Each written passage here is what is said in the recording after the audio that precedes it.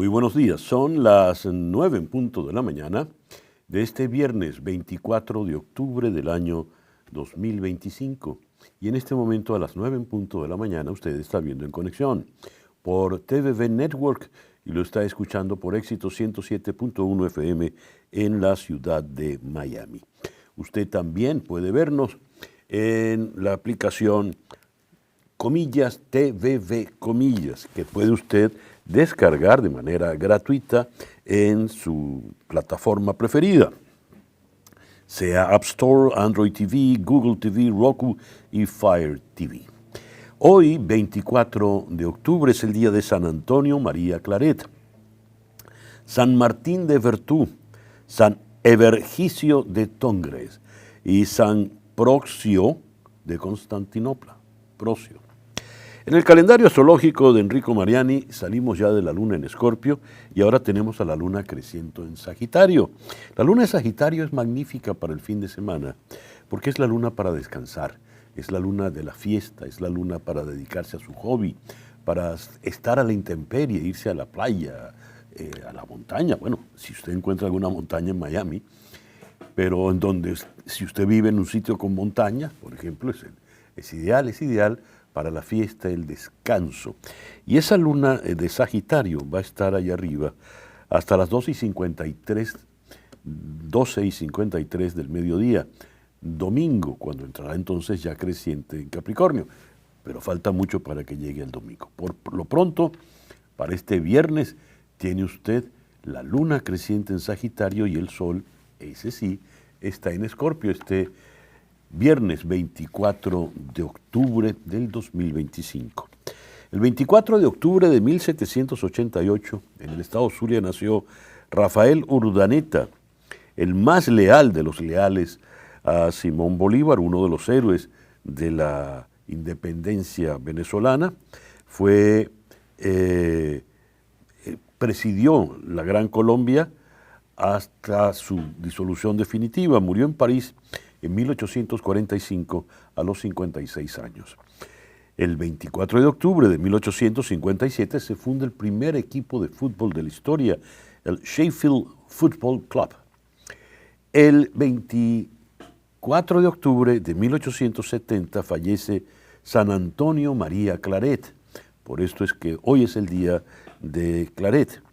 El 24 de octubre de 1917 se da la Revolución Rusa.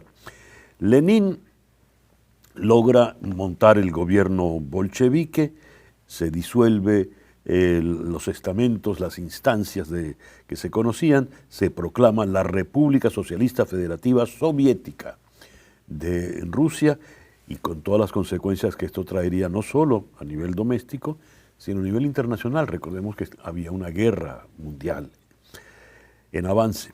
El 24 de octubre de 1929 se desploma la bolsa de Nueva York y ahí comienza lo que sería la Gran Depresión. El 24 de octubre de 1931, en ese periodo, Al Capone es condenado a 11 años de prisión, pero no por sus crímenes, sino porque evadió impuestos. Además de la prisión, se le multó con $50,000. El 24 de octubre de 1945 se funda la Organización de las Naciones Unidas. El 24 de octubre de 1953, en Caracas, se funda la Universidad Católica Andrés Bello, que está cumpliendo hoy entonces 72 años. El 24 de octubre de 1970, Chile elige como presidente al médico Salvador Allende, del Partido Socialista. Gobernaría hasta el golpe de Estado de 1973, el 11 de septiembre. Y a los 53 años, el 24 de octubre de 1972, fallece Jackie Robinson, un gran pelotero, pero además un gran activista de los derechos humanos, quien rompió la barrera racial en el béisbol de Grandes Ligas. En su honor, el número 42, que él lució con los Dodgers de Brooklyn, ha sido retirado de todos los equipos de Grandes Ligas. El programa que te hemos preparado para el día de hoy lo vamos a iniciar en Mebane, Carolina del Norte, con el economista José González. Ya son 20 y tantos días de cierre de gobierno federal y por lo visto vamos a cerrar el mes de octubre igual, con el gobierno cerrado, valga la redundancia. ¿Qué implica eso para la economía de Estados Unidos? Luego, aquí en Miami, vamos a conversar con el profesor de Ciencias Políticas de la Universidad Internacional de Florida, Eduardo Gamarra. Ayer hubo cualquier cantidad de expectativas con el anuncio del presidente Donald Trump que daría sobre las luchas contra el narcotráfico. ¿Qué es esa lucha contra el narcotráfico? ¿Qué puede ocurrir? ¿Qué puede ocurrir con Venezuela, dadas las expectativas que están pululando alrededor de esa flota que está en el Caribe Sur? Eso lo vamos a abordar con el profesor Gamarra. En Bogotá vamos a conversar con el periodista Alejandro Villegas. El presidente Petro amenaza ahora con una convocatoria constituyente. ¿Le suena a usted familiar, verdad? Y además anunció que había logrado la liberación de los colombianos que estaban prisioneros, como prisioneros de conciencia, en Venezuela. Luego, en Sao Paulo, vamos a conversar con la periodista Silvia Colombo. Con ella vamos a tocar el estado del expresidente Bolsonaro y su condena, más el anuncio reciente de Luis Ignacio Lula da Silva, quien dice que sí, que se va a lanzar a las elecciones porque aspira a un nuevo mandato. El foro de hoy lo vamos a hacer con dos destacadas periodistas que tienen el podcast Venezueling. Ellas son Adriana Núñez Rabascal y Nicole Colster. Han hecho un trabajo extraordinario sobre qué es el periodismo en Venezuela en este momento, cuando no hay medios y tampoco hay periodistas. La conversación promete porque el trabajo que hicieron en el podcast fue extraordinario. Y vamos a reponer hoy, a petición, ya que seguimos imbuidos en el espíritu de júbilo que nos ha dejado la canonización de José Gregorio Hernández y Carmen Rendiles, vamos a reponer el foro de la semana pasada. ¿Quién es José Gregorio Hernández para el pueblo venezolano? ¿Quién es él? Ese foro que tuvimos con Valentina Quintero, quien estaba en Roma para la fecha, y aquí en Miami con el poeta, cronista y ensayista Leonardo Padrón. Ese pues el programa que te hemos preparado para el día de hoy. Y a las 9:08 de la mañana vamos entonces con las noticias más importantes del día de hoy. El presidente Donald Trump anunció que la ofensiva contra los cárteles del narcotráfico entrará en una nueva fase. Desde la Casa Blanca aseguró que los ataques navales han sido exitosos.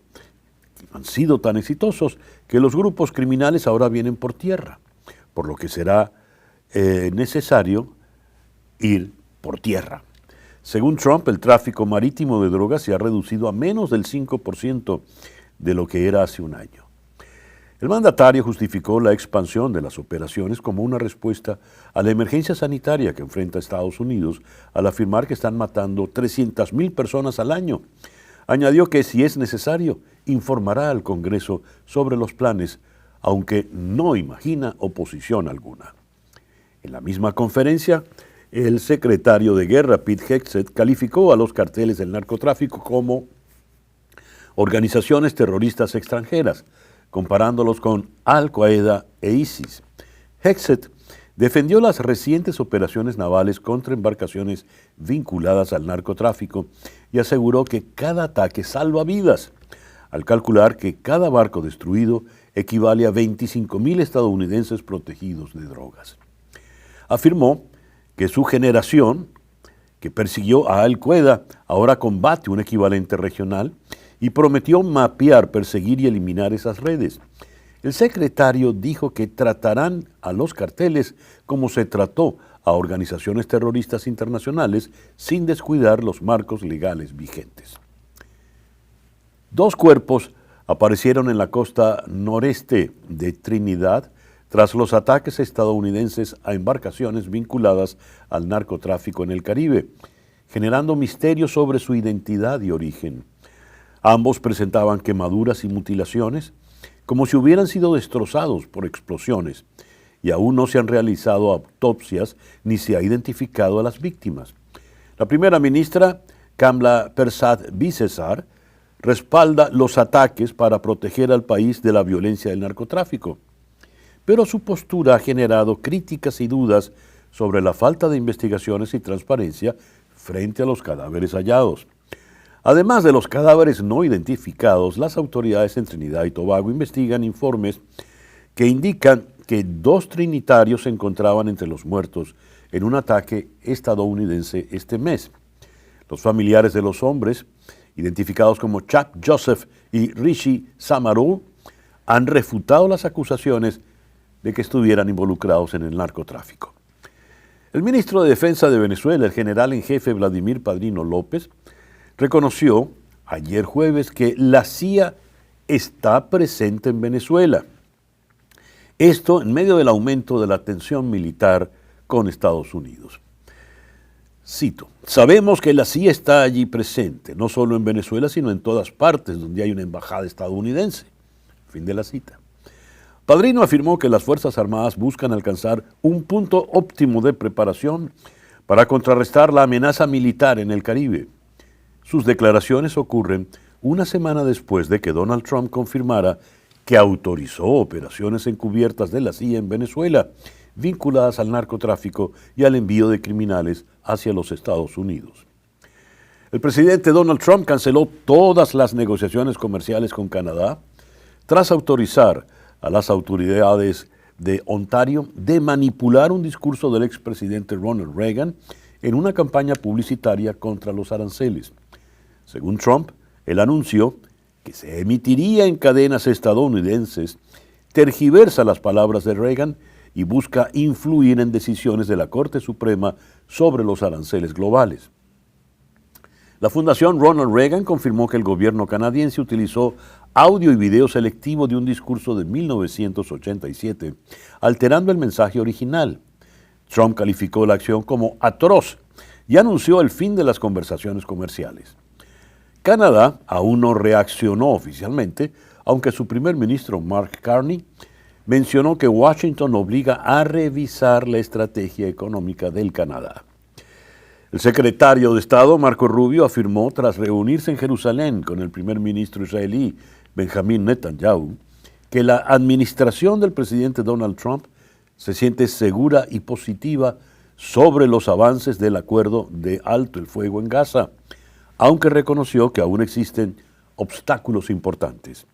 Netanyahu agradeció la presencia del funcionario estadounidense y destacó la amistad y colaboración que entre ambos países, en un momento que calificó como decisivo para la paz y la seguridad. Rubio, por su parte, resaltó los progresos alcanzados en pocos días y aseguró que el alto al fuego es una prioridad clave para la Casa Blanca. Dijo, hemos logrado lo imposible y seguiremos trabajando junto a Israel para consolidar la paz. Fin de la cita. El presidente de Ecuador, Daniel Noboa, reveló que presuntamente fue víctima de un intento de envenenamiento tras detectarse sustancias químicas en productos alimenticios que recibió durante un acto público en este mes de octubre. En entrevista con CNN, Noboa afirmó que los análisis confirmaron la presencia de 3 químicos altamente concentrados, lo que descarta un accidente. Cito, es imposible que haya sido accidental, es imposible que haya sido el empaque. Fin de la cita. Los productos, una mermelada de tamarindo, otra de chocolate y una mistela de cacao, fueron entregados por una emprendedora y tras pruebas de rutina se descubrió que contenían sustancias peligrosas. La Casa Militar Presidencial presentó una denuncia formal y entregó las evidencias a la Fiscalía. El presidente argentino Javier Milei cerró su campaña electoral ayer jueves en Rosario con un mensaje optimista y un canto a capela, prometiendo que Argentina va a cambiar tras las legislativas del domingo. Aseguró que el país va por el camino correcto y pidió a los votantes no quedarse a mitad de camino, planteando los comicios como una elección, cito, entre la libertad o el comunismo castro-chavista. Fin de la cita.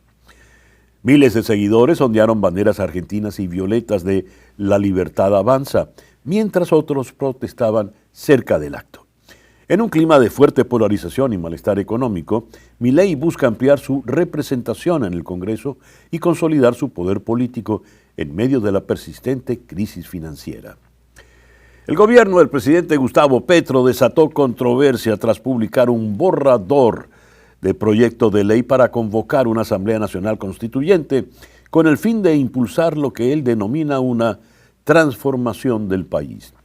El ministro de Justicia, Eduardo Montealegre, explicó desde Shanghái que la propuesta que plantea una asamblea paritaria de 71 delegados busca construir un nuevo modelo social a través de la confrontación de ideas y no de la violencia. Montealegre aseguró que la constituyente reformará la Carta Magna sin devolver al Congreso sin disolver el Congreso ni vulnerar compromisos internacionales en materia de derechos humanos.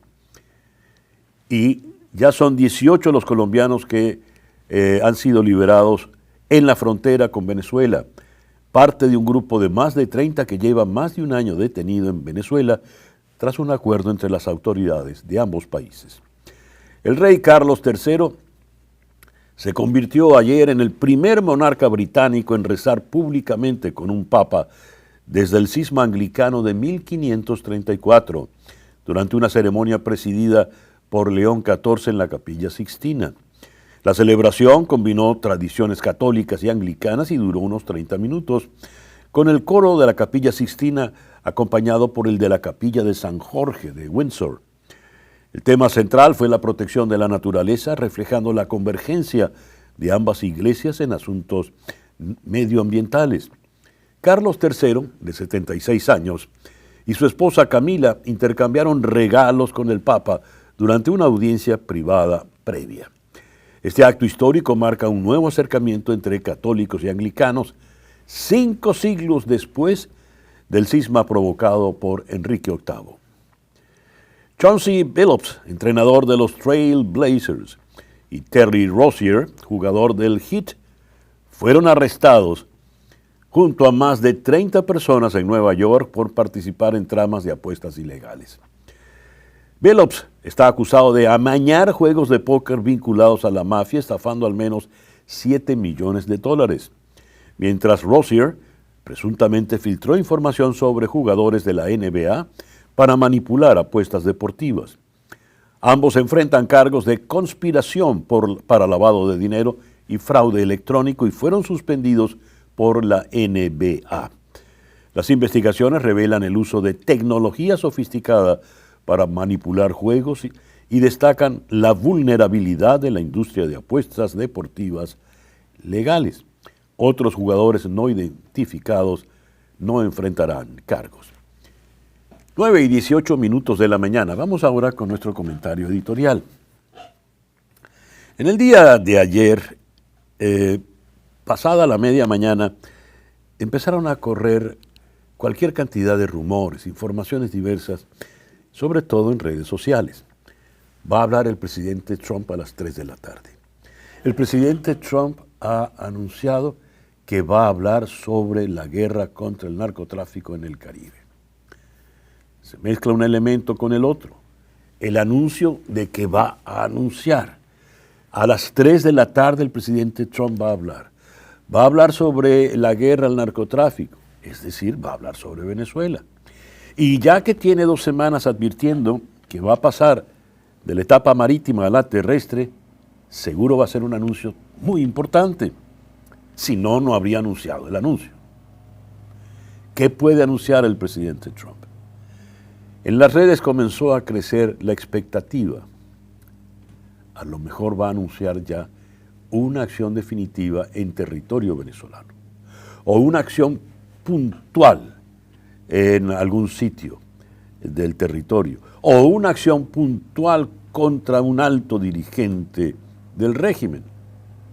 Habida cuenta de que ya la Casa Blanca ha determinado que más que presidente de Venezuela, Nicolás Maduro es en realidad el líder del Cártel de los Soles, una organización terrorista dedicada al narcotráfico. Se suman los elementos y en este estado de incertidumbre y de expectativas, pues, para más de uno, para muchos en realidad, el presidente iba a anunciar un ataque letal definitivo contra Nicolás Maduro. De manera pues que todos nos sentamos a esperar las 3 de la tarde. Estaban en una sala en torno a una larga mesa altos funcionarios de la administración Trump. Estaba la señora Pam Bondi, estaba la señora Kristi Noem, estaba Steve Miller, estaba Kash Patel, estaba Pete Hegseth, mientras sonaba, irónicamente, un piano con la melodía de What a Wonderful World, esa canción pacifista que hizo popular en los 60 Louis Armstrong. De repente suenan las fanfarrias y entra el presidente Trump armado con una carpeta, se sienta, habla en un tono coloquial, liviano, de mucha camaradería, saluda y felicita a todos sus colaboradores que están haciendo a terrific job, un trabajo extraordinario, magnífico, y anuncia que va a pasarse de la operación marítima a la terrestre porque ya la operación marítima ha sido un éxito. Pero ese anuncio lo hizo 2 semanas atrás. Y van pasando los minutos de la reunión, de la rueda de prensa, van hablando sus colaboradores, la señora Noem, la señora Bondi, el señor Hegseth, y no viene el anuncio que tanto estaban esperando. Mientras Hegseth dice que en las operaciones se va a respetar todos los preceptos legales y el presidente Trump ya ha advertido que él no va a hacer mayor declaratoria sobre una guerra eventual porque van a proceder, van a seguir matando a la gente en el Caribe. Esto cuando tenemos la noticia bastante macabra de cadáveres que llegan calcinados y mutilados a las costas de Trinidad y se presume que son víctimas de estos ataques. Ya son 3 meses en esto y pues la situación termina siendo como la carrera del hámster, agotamiento, expectativas y no se concreta nada. Esto para los que han apostado todo a que es gracias a la mediación de los Estados Unidos que se logrará salir del gobierno dictatorial, opresor, autoritario, destructivo, criminal de Nicolás Maduro. Mientras Maduro siga allí, sin embargo, hay que acotar. Venezuela va de mal en peor. Esta semana tuvimos aquí en el programa En Conexión una entrevista sumamente esclarecedora y dramática con el economista José Manuel Puente, quien analizó para nosotros las proyecciones del Fondo Monetario Internacional. Para el 2025, una inflación del 548%, con un crecimiento de 0.04%. Para el 2026, de mantenerse la situación tal y como está, inflación del 628%, con un crecimiento de menos 3%. Han destruido el país y mientras permanezcan allí, lo seguirán destruyendo. Pero las lanchas que se hunden en el Caribe, por lo visto, no hacen mayor mella en los que despachan en Miraflores. Veremos. 9:24 de la mañana, una pequeña pausa y ya regresamos con nuestra primera entrevista de hoy en Conexión.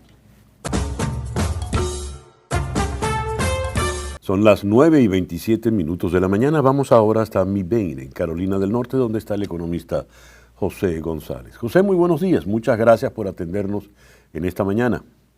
Un placer siempre, César Miguel. José, hoy es 24 de octubre. Restan apenas 7 días para que se termine el mes y ya tenemos 20 y tantos de cierre de gobierno federal. ¿Hacia dónde vamos? Es correcto. Nos estamos acercando al cierre del gobierno federal más largo que ha habido en la historia, que fue durante la primera administración Trump de 35 días. Y los reportes que vamos teniendo en función de los trabajadores afectados, estamos hablando de 1.400.000, de una fuerza laboral federal en el sector público más o menos de 3 millones, de los cuales 700.000 más o menos, la mitad son directamente afectados, y ya hay crónicas de los problemas que están experimentando los trabajadores públicos, que el 1 de noviembre no van a recibir sus pagos. Asistencia de los credit unions, que son las que usualmente prestan asistencia a los trabajadores que pertenecen a una cooperativa de ahorro y préstamo, largas filas en distintos estados para asistencia de alimentos en lo que se llaman los food banks, un gobierno detenido. Recordemos que en el anterior cierre de gobierno se reabrió el gobierno en función de los efectos que tuvo en el transporte aéreo. En un momento dado se entrampó la situación y se tuvo que reabrir. Nada parece indicar que todavía tengamos ese problema. No hay una desaceleración importante en los aeropuertos, y sin embargo ha habido 9 intentos de reabrir el gobierno en distintas formas de tratar de aprobar los incrementos en la seguridad de salud, que es el problema central en la discusión entre demócratas y republicanos para pasar o no una ley temporal para que permita reabrir el gobierno y desembolsar, apropiar y desembolsar los fondos que ninguna de las partes, en la cual ninguna de las partes parece ceder. Y todas las indicaciones al momento son que el presidente Trump tampoco va a ceder en la presión que se pueda generar. Veremos qué viene en los próximos días, pero la situación empieza a ser tensa para un sector importante de la población, que va a tener efectos en los servicios que reciben la gente que requiere de los servicios públicos. José, la imagen que me viene es 2 personas haciendo pulso, ¿verdad? Viendo a ver quién logra derrotar al otro. Están poniendo la misma energía, la misma fuerza, y el brazo no se mueve. Correcto. Muy bien. La apuesta cada vez que hay pulso es que yo voy a ser el vencedor frente a mi contrario. Pero hay un perdedor siempre. En este caso, Correcto. al margen del público, de los trabajadores federales, por ejemplo, los viajeros que se la van a ver difíciles en los aeropuertos, al margen de eso, la apuesta real, lo hemos conversado porque creo que esta es la 4ª conversación que tenemos ya sobre el cierre del gobierno, o la 3ª, la apuesta es que políticamente yo voy a sacar rédito de esta situación. Eso dicen los republicanos y eso dicen los demócratas. Pero cuando ya tenemos 23 días de cierre, ¿cómo ves esa situación? ¿Cómo ves ese pulso, José? El problema sigue siendo cuando los gobiernos son ideológicos y no pragmáticos. Es decir, la ideología determina que las ideas políticas y el pulso, el debate que ellas representan es más importante que los propios ciudadanos. Aquí el tema es que los demócratas están defendiendo el costo de los seguros de salud, que la reforma de Obamacare, que los republicanos han tratado de repeler sistemáticamente, incluso por mecanismos constitucionales, es lo que parecería guiar en la dirección del presidente Trump, que además tiene una posición muy calo, se dice en Estados Unidos, que es como un callo, como que no siente la necesidad de la gente. Incluso Taylor Greene, una de las congresistas que apoyó al presidente Trump desde el principio, se ha manifestado en contra de las reformas a la seguridad de salud, porque dice que ni su propia familia podría asumir los costos que vienen. El argumento de los republicanos es que los costos no vendrían hasta noviembre y que hay tiempo para negociarlos. Lo que los demócratas no quieren hacer es dejar esa ventana para que no se negocien y regresen. El presidente Trump ha dicho que igual se les va a pagar a la gente, pero ha dicho también que de repente no les paga, ¿sí? Es decir, con el presidente Trump, el ejemplo del ala este de la Casa Blanca, pues representa mucho la actitud del presidente Trump. Y en esta segunda administración es un presidente más ideológico, más firme, más concreto en sus políticas, y como señalas, no hay ninguna indicación de que vaya a ceder, y tampoco que los demócratas lo vayan a hacer, en principio, por lo que implica para la reforma del sistema de salud que los afecta directamente y sus plataformas políticas. Estamos muy cerca de la elección del 4 de noviembre, en donde hay elecciones distintas en municipalidades y demás, y la de New York es particularmente sensible al tema. Probablemente ese va a ser un hito en este debate, pero como señalas, no hay nada que indique que vaya a cambiar. Y el malestar va a ser muy grande. Se está pagando a los militares, que son parte del sistema de pago con el presupuesto de investigación del Pentágono, porque no hay otra forma. El presidente dijo que iba a buscar donantes privados para que pagaran los sueldos y salarios a los hombres en uniforme y mujeres en uniforme de los Estados Unidos. La situación puede llegar a ser tensa en las próximas 2 semanas cuando superemos esos 35 días de la detención anterior. José, leo entre los servicios públicos que se van a interrumpir, se retrasan trámites y permisos como los de construcción y de vivienda. Se suspenden inspecciones de alimentos. Ajá. Construcción y vivienda, en un momento en que ha sido demolida el ala este de la Casa Blanca, quien lo autorizó. Por otra parte, estamos hablando de una buena cantidad de empleados federales que no están cobrando, tienen la esperanza de que van a cobrar cuando se resuelva, pero ya el presidente Trump soltó su amenaza. Y a esto hay que agregar ese carácter intemperante del presidente. El pasado 7 tiene una reunión de lo más cordial con Mark Carney, el primer ministro canadiense. Aparece un anuncio publicitario con la figura de Ronald Reagan, no le gusta al presidente y suspende por completo todas las conversaciones que aparentemente iban muy bien. En ese estado de cosas, en ese sube y baja, en esa montaña rusa, ¿qué puede pasar? El Fondo Monetario Internacional, que acaba de tener sus reuniones de otoño en Washington, dice que esta es una época de incertidumbre. Y la incertidumbre viene desde la Casa Blanca, precisamente como señalas, con un presidente que avanza y retrocede, dice que va a poner tarifas a China del 100% por el continuo embargo de tierras raras de China. Después dice que no, el secretario del Tesoro dice que se van a extender los plazos que se vencen en la negociación, que son el 12 de noviembre, que es prácticamente en 2 semanas y algo. Y ese ir y venir es lo que está generando esta incertidumbre que está desacelerando la economía. En el interín hoy día se publican los resultados de inflación del mes pasado, con 9 días de retraso. Es el único indicador que se puede publicar y la inflación está en 3%. Se esperaba 3,1, es decir, es mejor de lo esperado, sin embargo está por encima del 2,7 del mes anterior.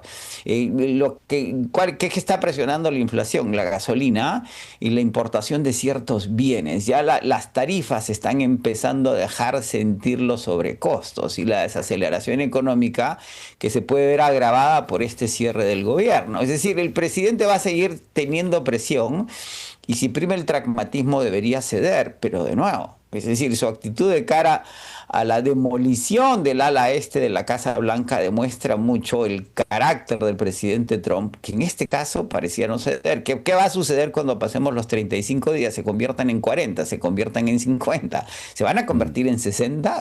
La fuerza pública que vive de paycheck to paycheck, en realidad, de mes a mes, de quincena a quincena, como decimos en América Latina, pues va a seguir teniendo presión y eso va a generar presión. Todas estas manifestaciones de no kings, de no reyes, van a continuar y las acusaciones, de nuevo, es difícil imaginar ese escenario sin que la parte del presidente ceda. Los demócratas no tienen ningún beneficio, ni político, ni pragmático, ni ideológico, de ceder en virtud de su compromiso con mantener los costos de los servicios de salud administrados.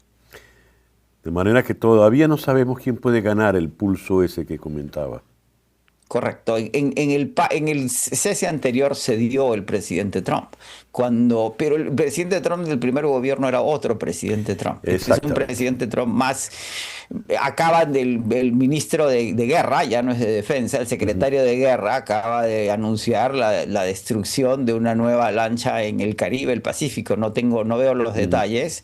Y eso también es una indicación de que independientemente de las protestas y las señales de que tales acciones no tienen un efecto directo ni un respaldo de los servicios de inteligencia en lo que significa el narcotráfico y su efecto en los Estados Unidos, y sin embargo, pareciera que van a continuar. Y Ujú. este frente es uno más en el que el presidente parece no ceder. Así es. José, muchas gracias por estos minutos en la mañana de hoy. Encantado, un placer siempre. José González, economista, nos habló desde Mimei, en Carolina del Norte, las 9:38 de la mañana. En lo alto de los áridos cerros de Lima, donde el sol no alcanza y las tuberías no llegan, florece un milagro invisible, los atrapanieblas. Durante más de 2 décadas, estas estructuras de malla han sacado de la nada el agua que la neblina arrastra por las laderas para saciar la sed y aliviar las carencias de higiene de cientos de familias sin acceso al agua pública. Cada mañana, cuando la garúa envuelve las alturas limeñas, diminutas gotas quedan atrapadas en filamentos y descienden gota a gota hasta depósitos donde nacen fuentes de vida. Un solo metro cuadrado puede capturar cientos de litros de agua al día. Detrás de estos silenciosos guardianes del aire está Abel Cruz, ingeniero y visionario, quien hace 20 años decidió robarle el agua al cielo para traerla a quienes más la necesitan. Su iniciativa se ha extendido por los cerros de Ancón y Caravaggio, donde nuevos proyectos buscan multiplicar su alcance. No es magia ni poesía, es ciencia al servicio de la vida. En un mundo donde el agua escasea, los atrapanieblas recuerdan que incluso la niebla guarda promesas. 9:40 de la mañana hacemos ahora contacto con el profesor Eduardo Gamarra de Florida International University. Eduardo, muy buenos días. Muchísimas gracias por atendernos en la mañana de hoy. Al contrario, un placer estar con ustedes. Eduardo, comentábamos en el editorial minutos atrás que ayer creció mucha expectativa porque el presidente Trump había prometido una alocución a las 3 de la tarde. Iba a hablar, iba a hacer anuncios importantes sobre su guerra contra el narcotráfico en el Caribe. Y por supuesto, habida cuenta que ya el presidente había dicho semanas atrás que se pasaba de la fase marítima a la fase terrestre, más de uno llegó a sospechar que haría anuncios importantes de alguna eventual incursión en territorio venezolano. Vaya usted a saber, algo contundente. Mas la reunión de ayer fue una suerte de balance de lo que han hecho, mucho elogio del presidente a sus colaboradores, de sus colaboradores hacia el presidente, y no hubo mayor novedad. ¿O sí la hubo? Me gustaría conocer tu lectura, por favor, Eduardo. Bueno, César Miguel, yo creo que entender un poco lo que está haciendo esta administración es difícil porque a diferencia de años de administraciones anteriores, donde había un patrón muy, digamos, no solo basado en jurisprudencia, basado en una larga forma de hacer política internacional. Hoy básicamente tenemos individuos que están diseñando la política y que puede variar, no solo día a día, pero en algunos casos hora a hora. Entonces, simplemente tratando de entender lo que podría, por ejemplo, anunciar el presidente esta tarde, yo veo 6 cuestiones que él podría anunciar. Primero, una expansión operacional, no solo, digamos, al Caribe, pero más allá del Caribe, ¿no? Y por otra parte, con ataques terrestres. Eso ya lo ha venido anunciando y creo que esa expansión operacional es algo que él dirá cómo y cuándo. Segundo, lo que él está haciendo es un marco legal, ¿no? Y yo acá, pues obviamente está muy bien asesorado, porque lo que él está reiterando es que Estados Unidos no está en un conflicto armado internacional. O sea, esta es una dimensión importante, sino está luchando contra cárteles que son designados como terroristas y por lo tanto no necesita una declaración formal de guerra, ¿no? Yo lo que te diría también es que sale de esto, hay una postura de fuerza. Yo no me acuerdo de un momento en la historia norteamericana en el Caribe, aún con Teddy Roosevelt, donde haya habido semejante refuerzo de activos estadounidenses en el Caribe, de destructores, cazas, submarinos, etcétera, que están en Puerto Rico y desplegados en todo el Caribe. Nunca que yo me acuerde hemos tenido semejante presencia. Y lo último que te diría para mí es el tema de la expansión desde eh, a- reconocer que la CIA está participando ya dentro de estos países, dentro de Ujú. todos, ¿no? Y acuérdate que siempre los presidentes ocultaban, ¿no? que la CIA estaba presente, Sí. ¿no? Y último te diría que es un mensaje muy claro a Maduro, sobre todo, ¿no? Que Venezuela alberga a los narcoterroristas, él es cómplice y pues todas estas acciones están orientadas a buscar su dimisión o si no, enfrentarse a las consecuencias. Pero no va a producirse la dimisión, ¿verdad? Ya se Exacto. ha analizado suficientemente. Hubo un trabajo reciente en The Washington Post donde decía que eh, Maduro queda prácticamente blindado frente a un eventual golpe, es decir, una fractura interna que le den los militares. Y si no se da la dimisión, ¿cuál es la acción que va a venir? La que podría venir. Porque la que está clara, incluso para los que más aplauden la iniciativa del presidente Trump, es que hundiendo lanchas, Maduro no abandona Miraflores. Absolutamente. Pero sí creo, César Miguel, que hay que ver el Caribe en su contexto, ¿no? Ya. O sea, la realidad es que el presidente de alguna manera ya respondió ayer a las críticas que le decían, mira, la mayoría de las drogas no vienen de Venezuela, sino pasan por el Ujú. Pacífico. Bueno, ya empezó en el Pacífico. Segundo, hay pues obviamente ya una señal clara de las acciones terrestres. ¿Dónde se llevarán a cabo? No sabemos, pero están obviamente entrenando en Panamá. Y yo creo que hay un frente grande que, visto desde la perspectiva de esta administración, en el Caribe. Está, por supuesto, Cuba, el rol de Cuba, está Daniel Ortega en Nicaragua, está el quiebre total de Haití, que también tiene una relación con el narcotráfico, según la perspectiva de esta administración. Y por supuesto, está el hecho que hoy hay más cocaína que sale de Colombia Ujú. hacia los Estados Unidos que en cualquier momento de la historia. Entonces, cuando uno entiende cómo ellos están explicando la lógica de esta intervención, pues entonces, si bien es Venezuela, también es Colombia, Ujú. también es Centroamérica y, ¿por qué no decirlo? También es México. Ujú. Son 3 meses, Eduardo, una flota que va creciendo, eso cuesta mucho dinero y sobre todo en un momento donde está el gobierno federal cerrado, ¿verdad? En medio de esto hay como cierta inercia, como si la flota en lugar de estar en el Caribe hubiese quedado atrapada en el mar de los Sargazos. A ver, ¿hacia dónde vamos a ir? Porque ya se nos fue el mes de octubre, prácticamente. Pues mira, César Miguel, yo creo que hay que entender también el trasfondo político de esto, ¿no? Exacto.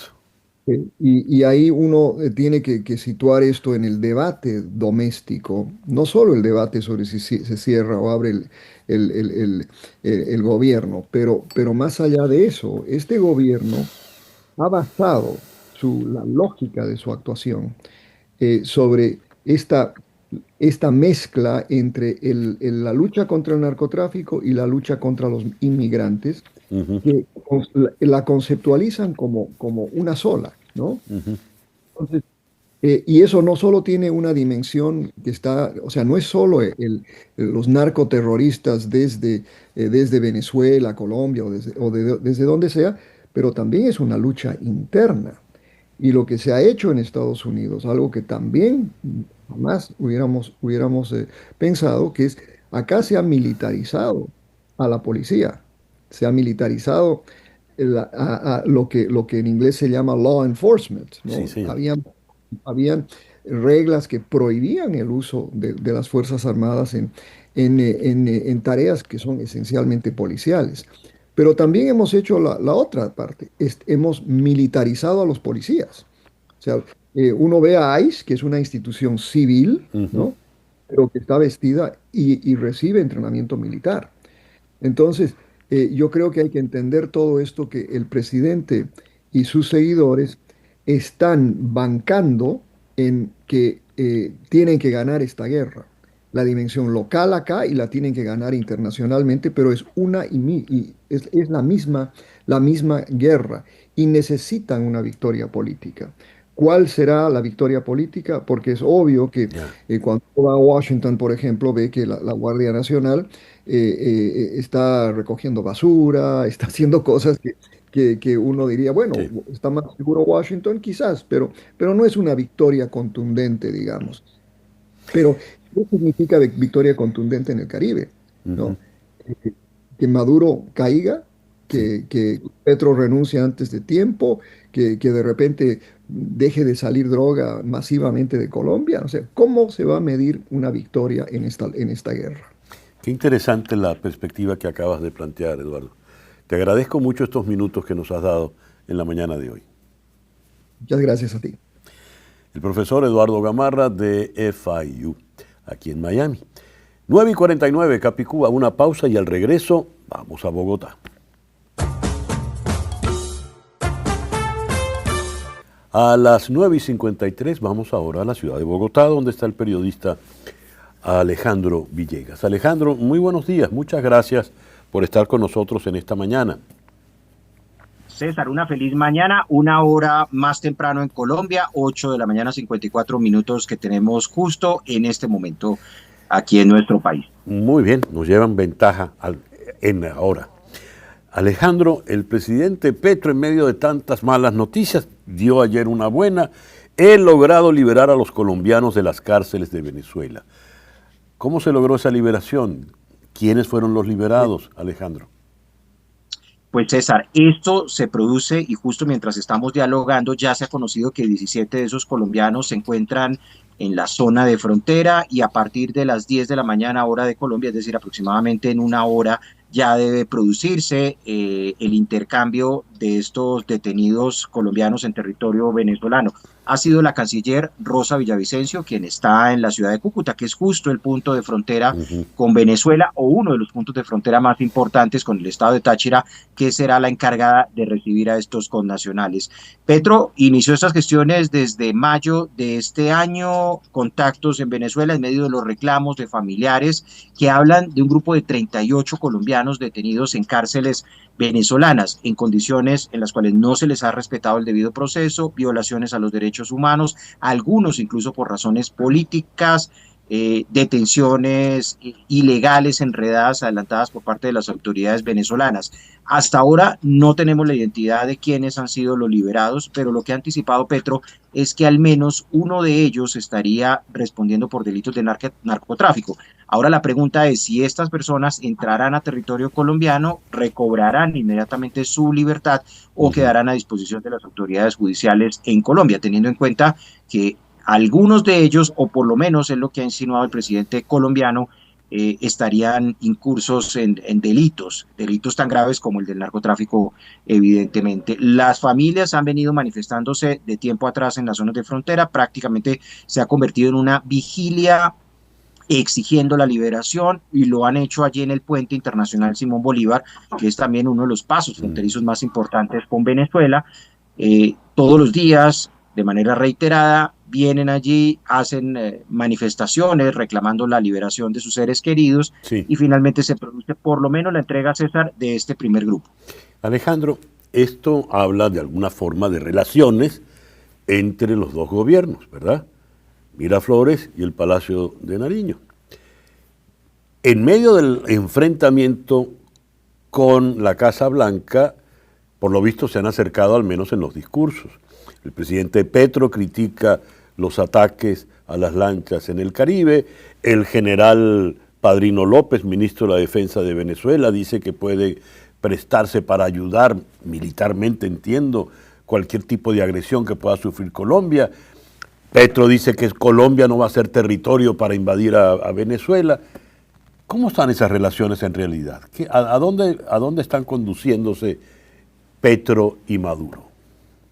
Pues ha dicho Petro que no ha reconocido oficialmente el resultado de las elecciones presidenciales del año anterior. Sin embargo, ha mantenido esa actitud ambivalente. Por un lado, hay un embajador colombiano en Caracas. Aquí internamente le han reclamado a él no haber asumido una posición prácticamente de ruptura con el Palacio de Miraflores y reconocer abiertamente que se trata de una dictadura. Y lo que ha venido argumentando Petro desde el comienzo de su administración es que iba a intentar restablecer esas relaciones con Venezuela, que es mejor tener un trato mucho más amigable con la dictadura de Maduro que seguir en esa ruptura que no le servía a las relaciones entre los dos países, que no permitía el intercambio comercial, que no había ningún tipo de contacto, ni siquiera dentro de las autoridades judiciales, y ha dicho, que es la sorpresa también Petro, que Maduro ha venido colaborando con Colombia en causas judiciales, como esta, de esta liberación de estas personas,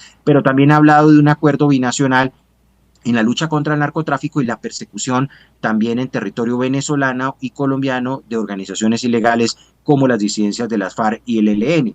Ha reconocido Petro, dice él, que Maduro efectivamente ha accedido a entregar a personas que estaban siendo buscadas por las autoridades colombianas y que se refugiaban en territorio venezolano y que ha contribuido también con información de inteligencia para la lucha contra los carteles del narcotráfico. Eso se mira con mucha desconfianza. Estamos asistiendo quizás a un momento más retórico que real en esa cooperación, pero Petro de alguna manera muestra que se está materializando esa cooperación en entrega como la de estos 17 colombianos que se produce o que se va a producir en los próximos minutos allí en la zona de frontera. Alejandro, no quisiera cerrar esta conversación contigo sin tocar unas declaraciones que desde la lejana Shanghái, imagínate, ha dicho el ministro de Justicia, Eduardo Montealegre. El planteamiento de una asamblea paritaria de 71 delegados para una nueva constitución. ¿Cómo ha caído eso allá en Colombia? Pues evidentemente todos interpretan esto como una manifestación más de orden política del presidente, tratando de agitar a sus bases.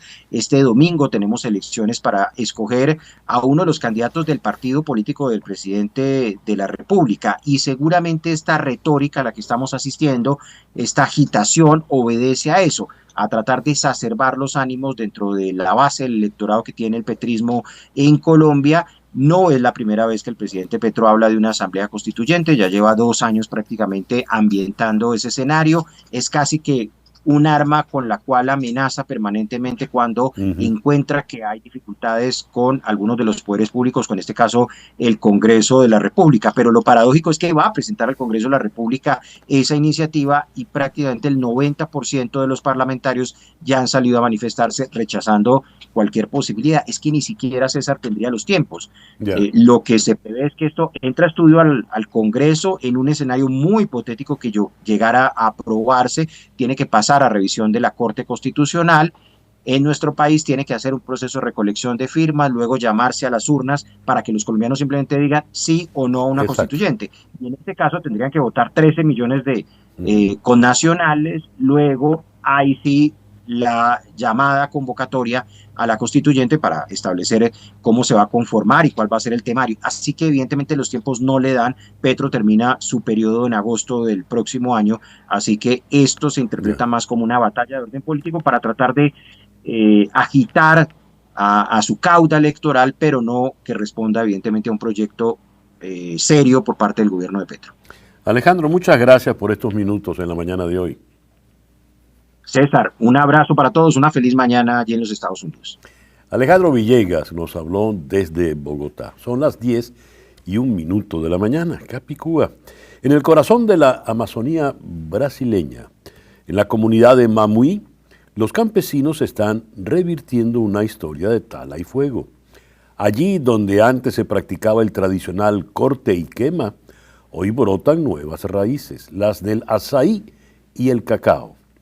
Mauricio Batista, agricultor local, recuerda que aprendió de su padre a deforestar para sembrar. Pero en 2020, con la orientación de técnicos de la empresa pública Embrapa, cambió su forma de trabajar. Me enseñaron a cuidar los manantiales y a plantar especies nativas. El azaí me da más ingresos que el ganado. Su testimonio inspira. 20 agricultores más ya han seguido su ejemplo, cercando los manantiales y reemplazando la quema por reforestación. Voy a respetar la naturaleza, dice Batista, porque sin agua no hay cacao, no hay vida. Desde Mamuí, este cambio marca una nueva siembra para la Amazonía, la del conocimiento y la esperanza verde. Y ya que estamos en Brasil, de Mamuí vamos a ir a San Pablo, Sao Paulo, donde está Silvia Colombo. Silvia, muy buenos días. Muchas gracias por estar con nosotros en la mañana de hoy. Buenos días, muchas gracias por la invitación. Siempre un gusto estar aquí con ustedes. Silvia, leía en la entrevista pasada que desde Shanghái el ministro colombiano Montealegre plantea una asamblea constituyente para Colombia. Como Sí. que se está volviendo un patrón declarar desde lejos, porque el presidente Lula desde Yakarta, por allá también lejos, ha dicho que se va a proponer lanzarse para un cuarto mandato. ¿Cómo ha sido recibido esto allá en Brasil, Silvia? Mira, es un tema complicado. Sí, todos saben que Lula quiere ese otro mandato. Lula siempre quiso ser presidente, ¿no? Ya se Sí. candidateó varias veces antes de ganar, 3 veces antes de ganar, después se candidateó incluso cuando estaba preso, tuvo que renunciar a la candidatura sobre el último momento y ahora quiere nuevamente seguir en el poder.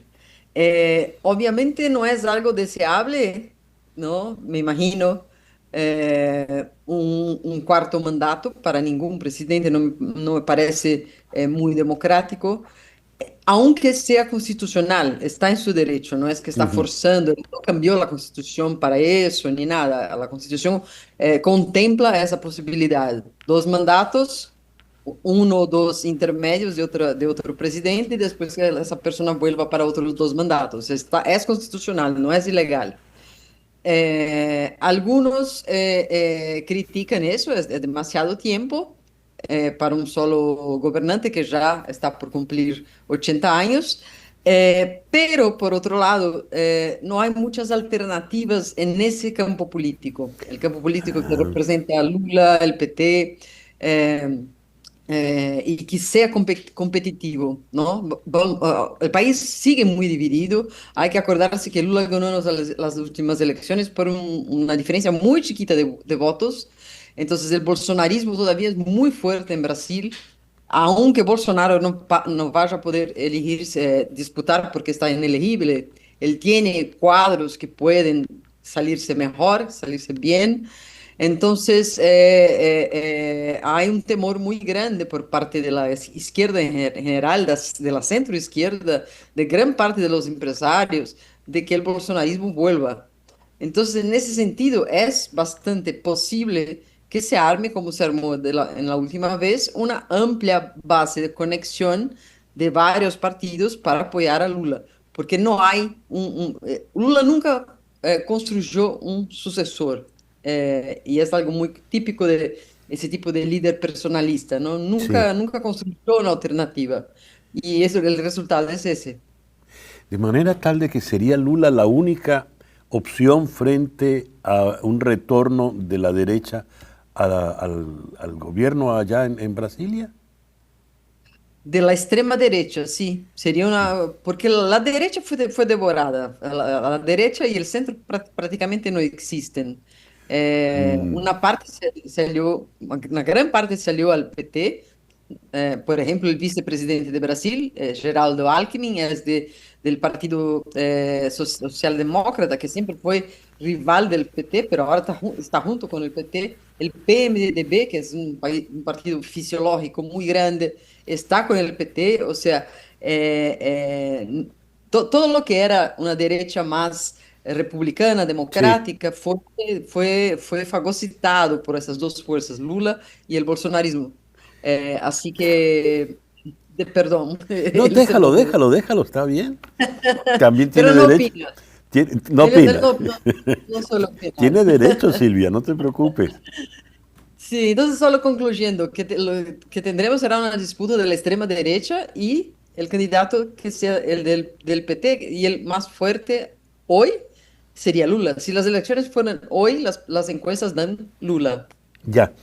Y ya que mencionaste a Jair Bolsonaro, ¿cómo está él? Ahora ya que tiene la condena en firme. ¿Cómo ha caído eso en Brasil, Silvia? Bueno, Bolsonaro está en prisión domiciliar, no puede salir, no puede opinar, no puede salir en redes. Hizo un intento de participar virtualmente de una manifestación en su favor aquí en São Paulo un otro día y le pusieron más y más restricciones, o sea, no puede hablar, no Ujú. puede decir nada. El que está actuando mucho es su hijo, Eduardo Bolsonaro, que está en Washington, teniendo muchas reuniones con la gente de Marco Rubio, con otras figuras importantes del mundo republicano, para intentar hacer con que Trump haga presión sobre la justicia brasileña. Y eso se intentó incluso imponiendo aranceles muy altos Sí, a los productos brasileños, de 50%. Pero obviamente el presidente Lula y el gobierno brasileño rechazó eso. Dijo, bueno, ok, vamos a pagaremos esos aranceles, no vamos a retallar porque si no el costo de los productos iría a ser muy alto, pero la justicia en Brasil es independiente, existe un sistema judicial que es independiente de lo que quiera hacer el Ejecutivo, así que Lula ni siquiera puede hacer nada para indultar o liberar a Bolsonaro, y sí. siquiera lo desea, ¿no? Y esa injerencia del gobierno de Estados Unidos, las declaraciones muy rápidas de Marco Rubio, ¿cómo han caído en la opinión pública del Brasil, Silvia? Mira, hay un temor de una intervención más grande sobre Brasil, no parecida a lo que está pasando en Colombia y en Venezuela, donde Mm, hay un riesgo real de un conflicto armado. Eso no se levantó con relación a Brasil, ya. pero sí se teme que estas medidas comerciales se intensifiquen. Por ejemplo, hay productos que Brasil exporta mucho a Estados Unidos, que son aluminio, acero, y estas industrias están sufriendo un montón. Ujú. Otros productos han encontrado mercados en China, en Asia, y medio que se está arreglando eso, pero es muy duro para Brasil unos aranceles de 50%. Claro. Silvia, muchísimas gracias por estos minutos en la mañana de hoy. Gracias a ti, César, y a todo tu equipo. Muchísimas Siempre muy gracias. Gracias, obrigado. Silvia Colombo nos habló desde Sao Paulo, Brasil. 10:09 de la mañana. Hacemos una pausa y al regreso venimos con nuestro foro en el día de hoy. ¿Cómo se vive en Venezuela? ¿Cómo se informa el venezolano si no hay medios ni periodistas? Ya regresamos.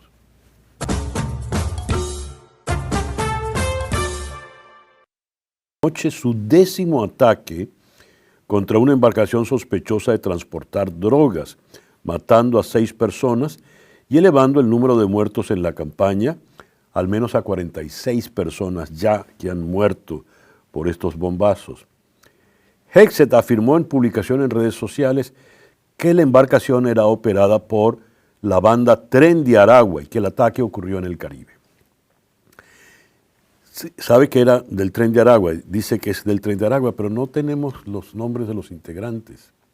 Tampoco se nos dice nada de la droga que supuestamente iba allí. 46 personas ya en el Caribe. He leído y he visto un podcast que realmente me impactó, me llamó la atención. Venezueling, así como lo escucha, Venezueling. Venezueling es la unión de venezolano y engaging. Es meterse en Venezuela, explicar Venezuela, la situación de Venezuela sin filtros para todos. Porque el problema en Venezuela en este momento es cómo se informan los venezolanos. Y el podcast que pude ver tenía que ver precisamente con esa circunstancia. ¿Cómo se informa el venezolano si en Venezuela no hay medios ya y tampoco periodistas? Vamos a conversar con las responsables de este podcast, dos jóvenes y muy talentosas periodistas, Adriana Núñez Rabascal y Nicole Colster. Adriana, Nicole, muy buenos días. Muchísimas gracias por estar con nosotros en la mañana de hoy. Gracias, César. ¿Cómo estás? Un gusto nuevamente estar contigo y verte, aunque sea por la pantalla. Buenos días, César. Gracias y agradecidas por este espacio para hablar de Venezuela, en este proyecto que comenzó muy chiquito y poco a poco ha ido creciendo. ¿Qué es Venezuela? Ya que lo dices, Nicole, te lo pregunto a ti primero. ¿Qué es Venezuela? Mira, es la terquedad, yo lo siento así, de dos periodistas que siguen en Venezuela con esa necesidad de seguir hablando y contando nuestro país en el contexto que ya sabemos que es bastante delicado para la prensa, pero también en Venezuela. Entonces yo lo definiría como sí, como esa terquedad de nosotras dos, de seguir hablando de Venezuela, desde Venezuela, más allá de noticias de breaking news, es un poco profundizar en las historias que hay detrás de cada noticia y básicamente pues de todo lo que ha pasado en Venezuela luego del 2024. Adriana, ¿qué es hacer periodismo en Venezuela hoy por hoy? El podcast que vi, el episodio que vi, me impactó. Ustedes entrevistan a varios periodistas, una se quiebra, se le aguan los ojos y la entrevista termina, lo confiesas, Adriana, si sabes de algo por allí me avisas, porque se está como en el aire. Adriana, ¿qué es hacer periodismo hoy por hoy en Venezuela? Voy a citar algo que tú solías decir, es caminar sobre vidrios molidos, estar haciendo periodismo en Venezuela, porque tú no sabes en qué momento tu pie se corta. Y cuando digo tu pie se corta es que puedes ir a prisión, puede ser tener una advertencia por una autoridad o puede simplemente ser exiliado por la fuerza, como ya ha pasado con los periodistas de Armando Info. Hacer periodismo desde Venezuela, o al menos lo que nosotros intentamos, es retratar la verdad, César, las voces de los venezolanos que yo siento que estaban dejando de ser escuchadas porque se mueren en la vorágine de está pasando esto en Estados Unidos, está diciendo esto Maduro, esto dice tal funcionario, ya va a pasar, es decir, irnos de las frases, mega frases, de los grandes titulares, a ver realmente qué pasa en el terreno, cómo siente la gente que le está alcanzando el dinero, cómo siente la gente que es de verdad el acceso a la salud. Y en el caso de este episodio, que es el de las reporteras que te dicen, si sabes de algo, avísame, llámame, es que no te imaginas la cantidad de gente joven, no joven, preparada, no tan preparada, que te escribe diciéndote eso, pidiéndote que por favor le consideres en algún trabajo porque en la ONG donde trabajaba o en el medio pequeñito donde trabajaba, pues ya no se puede trabajar porque han tenido que reducir personal y esa es la realidad de nuestro ecosistema de medios. Son medios de comunicación tratando de hacer lo máximo con el mínimo personal, que es lo que pasa con los medios independientes, los medios digitales, porque también decir que no hay medios sería bastante injusto con medios digitales que han intentado hacerlo todo con mínimo personal y sin recursos. Me llamó la atención el testimonio de esta última muchacha que vimos, Mariana Suquet, quien es profesora en la universidad. De hecho, la entrevistan allí en la central. Y ella confiesa mucho dolor y angustia porque está preparando estudiantes que van a ser periodistas, que van a ir a ese estado de aridez, de dificultades que ella está viviendo. Pero tú eres una periodista joven, Nicole. ¿Cómo sientes eso?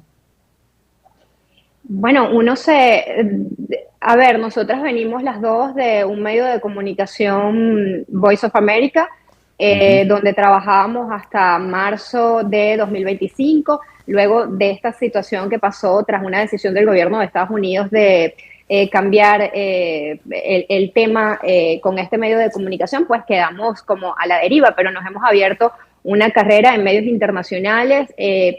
Evidentemente tenemos como reportamos a algunos medios, esto no lo hacemos todos los días, pero digamos que tenemos allí algún tipo de plaza en la que informamos. Sin embargo, el día a día lo que nos hemos dado cuenta es que queda por fuera esas historias profundas que los medios internacionales a los que eventualmente le ofrecemos informaciones no profundizan porque, bueno, tienen otros países que cubrir. Entonces, Venezuela lo que busca es un poco aprovechar digamos, estas historias que nosotras buscamos para otros medios, pero tratarlas de profundizar para que no se queden en un simple package de 1 minuto 50, que es lo que por lo general vemos en medios internacionales. Y sí, la situación es muy difícil, o sea, y es difícil porque no vemos, o por lo menos hablo de mi situación, no veo que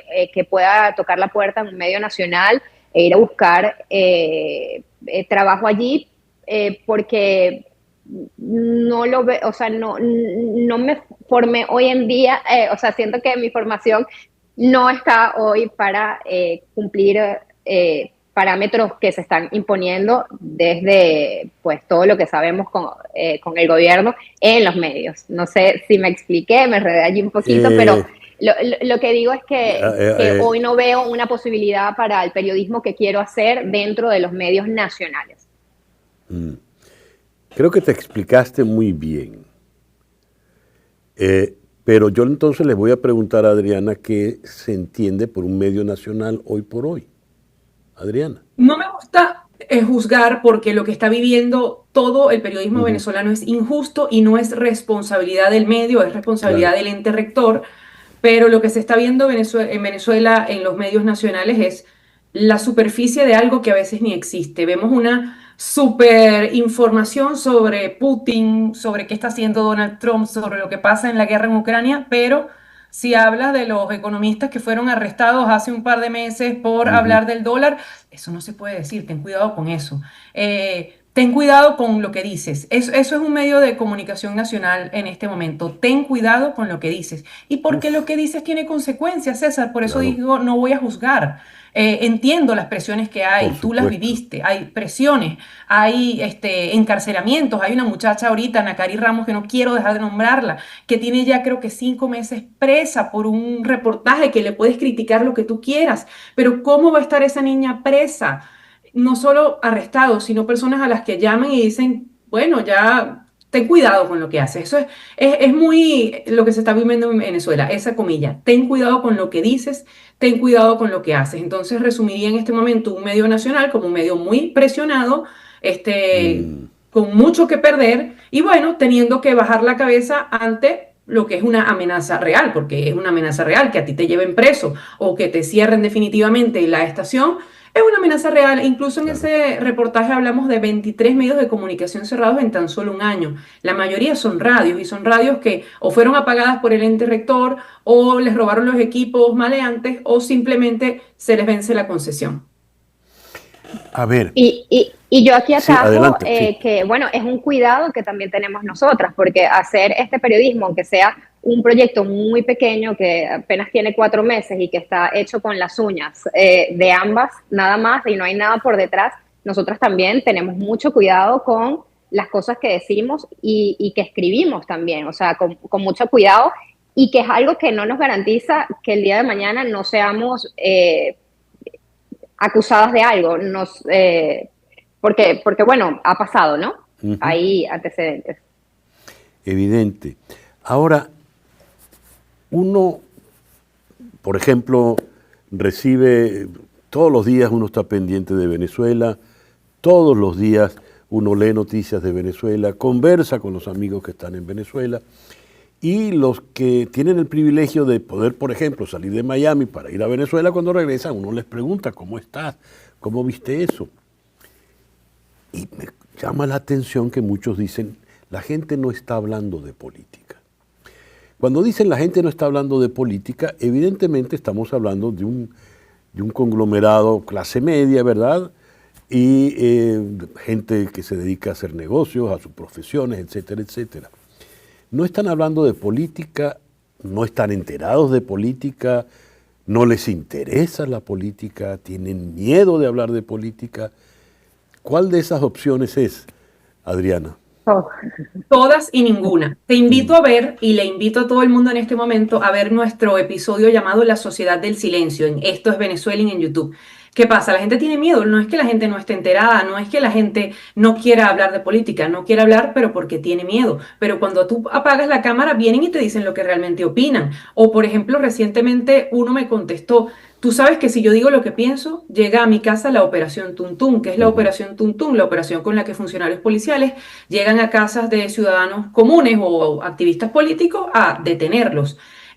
Puede haber desinformación e incertidumbre por el mismo ecosistema de medios en el que estamos, porque no se puede acusar solo al control chavista, también hay que ver que hay una distorsión enorme en algunos intentos. Pueden ser honestos, el intento honesto de informar, pero que termina distorsionado con entrevistando gente que todos los días está diciendo algo que no está pasando realmente, que no lo estás viendo, no está pasando, entonces tú los oyes y dices, pero ¿de qué país habla este señor? O esta señora, ¿de qué país habla? Si esto no realmente no está pasando, y fue lo que quisimos hacer. Es bueno, realmente qué piensa el venezolano, aunque no lo diga. Si no lo dice él, yo puedo interpretar lo que me dijo cuando le bajé el volumen. Pasaba mucho en los primeros episodios que hacíamos sin rostro para que la gente pudiera hablar con más comodidad. Y tú hoy al final decías, seguro no va a salir mi cara. Entonces, en resumidas cuentas, si quiere hablar de política, pero le da miedo, miedo terrible, está informado a medias porque hay distorsiones, pero es una sociedad venezolana que está ahí. No me digan que la sociedad venezolana está despolitizada porque es mentira. ¿Qué es eso que dicen algunos que está pasando y tú que estás allí en el país no ves que esté pasando? ¿Podrías No quiero ir presa, no voy a responder porque no quiero ir presa. No, no quiero que vayas presa, yo tampoco. Pero es que me quedó la duda, no te pido detalles, ni mucho menos. Pero es que acaso hay gente que dice cosas que están pasando que no pasan. Es eso. Bueno, por ejemplo, te voy a dar un ejemplo clarísimo, y aquí a lo mejor van a decir que soy chavista, porque no lo soy, tú lo sabes. La primera semana cuando los buques, bueno, señora, los buques estaban en aguas internacionales, no estaban al frente de Playa Los Cocos ni Playa Pelúa en La Guaira. O sea, en honor a la verdad, eso era lo que estaba pasando. ¿Cómo digo yo que eso está pasando si no está pasando? Digo ese escenario en específico, para que no se me saque de contexto, ese escenario específico, ese momento específico. A veces escuchamos cosas que más parecen deseos que hechos. Ya. Evidente, porque además es una pena asumirlo, pero no es un detalle de que tienes una dictadura que restringe la información y no se puede hablar. La palabra dictadura la dije yo, ¿ok? Que conste. Y que tiene frente a ello una sociedad, porque esa sociedad también está como tanto fracturada, hay informaciones diversas, encontradas.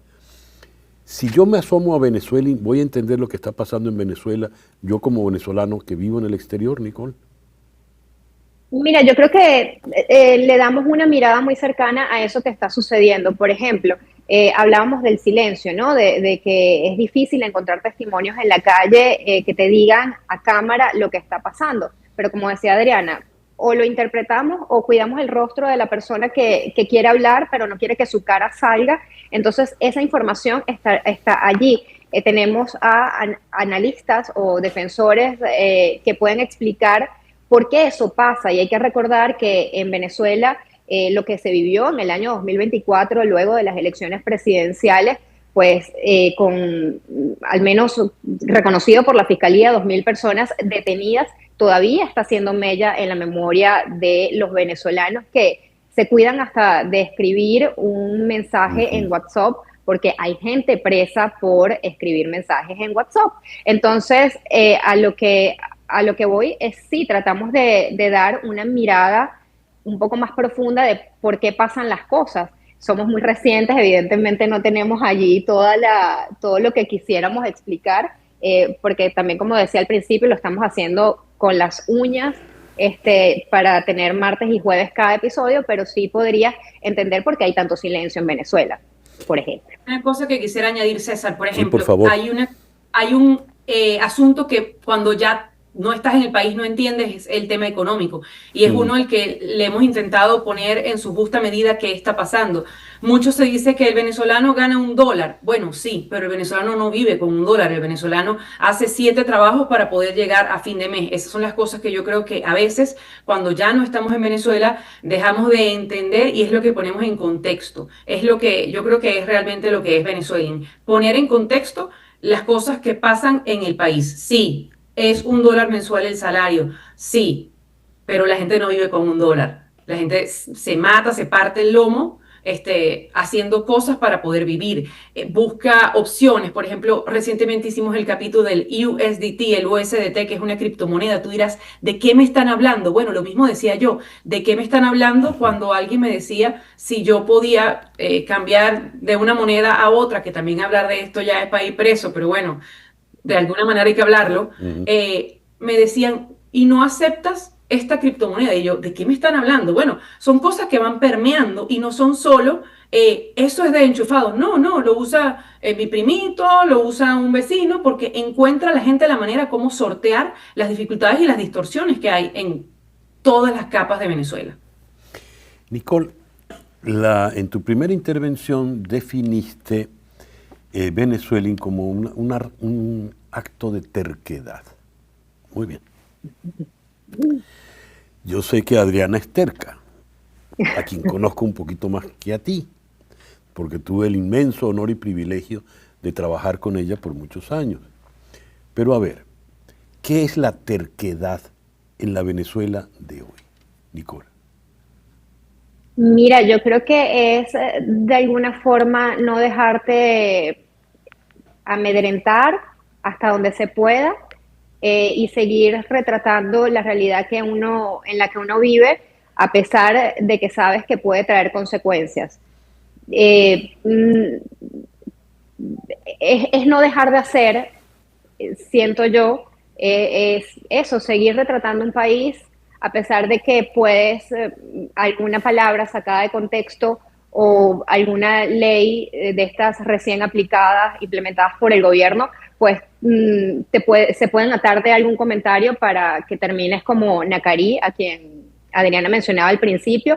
Entonces, por eso lo llamo terquedad, porque sí, a lo mejor nosotras podríamos quedarnos sin hacer nada en este momento, y porque, como decía, es un proyecto súper independiente, donde no estamos percibiendo dinero alguno por esto, más bien usamos nuestra gasolina, nuestros equipos que con mucho sacrificio nos hemos comprado, entonces para contarle al que está dentro de Venezuela y el que está afuera lo que está pasando en Venezuela, sin necesidad de que estemos percibiendo algún tipo de dinero. Muy tranquilamente nos podríamos quedar en la casa esperando a que alguna oferta laboral llegue por allí, pero no, somos tercas y queremos que Venezuela siga siendo escuchada de alguna forma, y si no está siendo escuchada, de que esto sirva para que las generaciones que vengan en algún momento sepan cómo era esa Venezuela del 2024, esa Venezuela del 2025, en donde muchos medios de comunicación tuvieron que cerrar, irse o reducir personal, pero que había un país con sus colores, con sus contrastes y con esa resiliencia, tratando de sobrevivir y sobrellevar de la forma que pueda esos años venezolanos, 2024-2025, por lo menos en los que estamos ahorita. Adriana, después de esta conversación, espero que muchos quieran ver Venezuela. ¿Cómo hacen? ¿Dónde hacen? En YouTube, @esto es Venezuela, pero también está en todas las plataformas de podcast, en Apple, en Spotify, y para usted de contar porque no me sé las demás. @esto es Venezuela, con ING, en gerundio. Oye, les voy a confesar algo.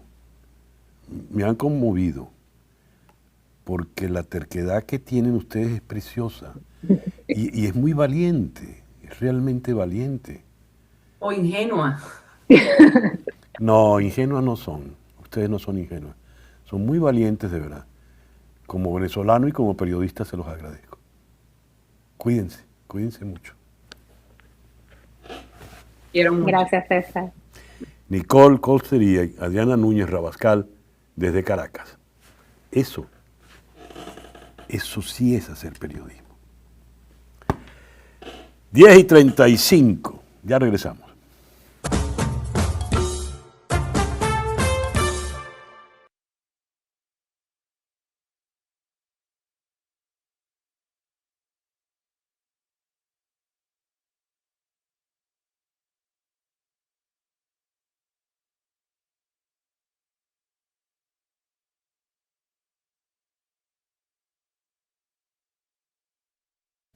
Hola, mi amor. No te oigo. No la oigo, Wilson. No escucho, no escucho. Ahora sí las oigo, ahora sí te oigo. Ajá, que tú sabes que yo lloro por todo, no voy a llorar, pero gracias por la oportunidad, por tu comentario y bueno, por Por el permitirnos espacio. este gran espacio para este proyecto Mira, enano, pero con mucha emoción. mira, Se te quiere, sé que estás encochinado. no, no es que esté encochinado y no es que tú llores. Coño, me aguaste los ojos. Me los aguaron los dos, las dos, de verdad, en serio. Tú me conoces, Adrián, sabes que no es mentira. Los escorpios no tienen sentimientos. Bueno, estamos en tiempo de Escorpio. Yo soy el único escorpión sentimental. Cuídense mucho, Bueno, por favor. adiós. César, extrañamos tu voz por acá. Bueno, Te queremos. yo a ustedes, de verdad, las admiro mucho. Cuídense. Bye.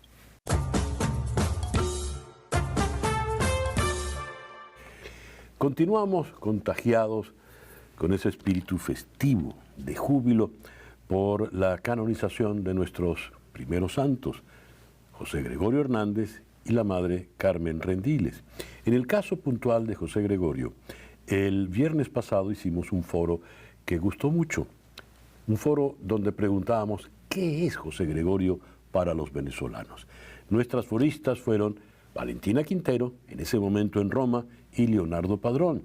Pues bien, a petición, continuando con este espíritu de júbilo, vamos a reponer ese foro. ¿Quién es José Gregorio Hernández para los venezolanos?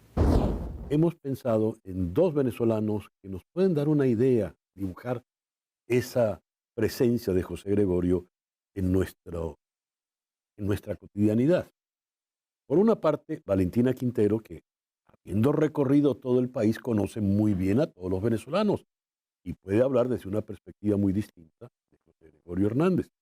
Ella está en este momento en Roma y por estar tan lejos nos está costando contactarla. Ya lo haremos. El que está aquí en Miami con nosotros es el poeta, cronista, escritor, dramaturgo Leonardo Padrón. Y usted dirá, ¿y por qué Leonardo Padrón lo invita a usted para hablar de José Gregorio? Le voy a contar algo. Hace ya muchos años, creo que fue en el año 89 o en el año 90, la primera obra que como autor firma Leonardo Padrón en televisión, se le encargué yo como productor. Estábamos en Radio Caracas Televisión y yo le pedí que escribiese un unitario sobre el venerable. Entonces José Gregorio era solo venerable. Padrón, que no es un hombre precisamente religioso, y lo es de fe, pues hizo una investigación exhaustiva y tiene un conocimiento maravilloso, muy privilegiado, de quién es José Gregorio Hernández para el Venezuela. Vamos a comenzar nuestra conversación de hoy, precisamente entonces, con el poeta Leonardo Padrón. Leo, muy buenos días. Muchísimas gracias por estar con nosotros en esta mañana. Buenos días, encantado, César Miguel. Recuerdo claramente cuando hace ya 35 años yo te planteo que escribas sobre José Gregorio y tú me dices, oye, ¿por qué así como qué sé yo de José Gregorio? Pero escribiste un guión memorable y se hizo un programa, un espectáculo que dirigió Luisa de la Vil Tenana, bellísimo. Eso me permite a mí preguntarte, ¿quién es José Gregorio Hernández para el venezolano? Bueno, ciertamente la anécdota es interesante porque yo soy agnóstico y yo más bien te dije, oye, pero la más fácil, mi primer trabajo actoral para la televisión y me estás poniendo más bien un personaje o un tema en el otro extremo de mi radar de intereses. Y recuerdo que salí de tu oficina en Radio Caracas Televisión y me fui caminando hasta la Hemeroteca Nacional a averiguar a fondo quién era José Gregorio Hernández. Y me conseguí con un personaje absolutamente fascinante, eh, que bueno, obviamente generó una devoción popular absoluta, porque José Gregorio fue fundamentalmente, bueno, le llamaban el médico de los pobres, ¿no? Porque era un personaje que tenía una sensibilidad humana tremenda, pero además era un extraordinario médico. Tenía una formación muy rigurosa y era muy asertivo con los diagnósticos. Es decir, él tenía, bueno, por supuesto, como el don de la curación, ¿no? Y mucha gente empezó a atribuirle esa asertividad bueno, a que era efectivamente milagroso, pues, ¿no? Y muy rápidamente se generó una onda expansiva a propósito de la capacidad, pues, curatoria de sanación de José Gregorio Hernández. Yo no creo que Venezuela tenga un personaje con mayor arraigo popular que José Gregorio Hernández. Y bueno, estudiándolo para escribir el guión, descubrí que además era un personaje fascinante porque decían que era el mejor bailarín de Caracas, a pesar de que era paradójicamente era un tipo que practicaba la austeridad y la castidad con una gran devoción religiosa. Se hacía sus propios trajes, era un sastre de su propio vestuario cuando daba clases en la Universidad Central de Venezuela. Su discípulo fue Rafael Rangel, que fue también un gran médico. José Gregorio fue el primero en traer el microscopio a Venezuela. Es decir, era un personaje multidimensional, pero lo que generó él, no solamente en Venezuela, sino alrededor de otros países cercanos a Venezuela, fue asombroso. Entonces yo basé la historia en función de algo que descubrí, que cerca de la Catedral de Caracas había una pequeña oficina en un edificio de 3, 4 pisos, donde había un personaje que recopilaba los milagros de José Gregorio Hernández y tenía tapiada la oficina desde el piso hasta la pared, todas las paredes, con carpetas llenas de milagros de la gente hablando de los milagros de José Gregorio. Esa imagen a mí me pareció fascinante cuando yo la vi y fue un poco parte de lo que dramáticamente construí la historia en función de eso. Lo representó en ese momento Flavio Caballero, que hizo un gran trabajo. Ahí vimos el afiche ahorita. Claro, y me acuerdo que a los pocos meses Venevisión también replicó la idea hicieron también un unitario donde Mariano Álvarez hizo de José Gregorio. Creo que nadie puede generar más unanimidad en el país que José Gregorio. Por eso estamos de fiesta ahorita con lo que vamos a ocurrir este domingo en Roma. Si alguien ha viajado la geografía venezolana es Valentina Quintero. Viajar la geografía venezolana es conocer a todos los venezolanos en cada uno de nuestros rincones. ¿Alguien nos puede decir entonces qué es para esos venezolanos en todos los rincones José Gregorio Hernández? Vamos hasta Roma, no es que vamos hasta la laguna de Tacarigua, no señor. Valentina Quintero está en Roma. Hola querida Valentina.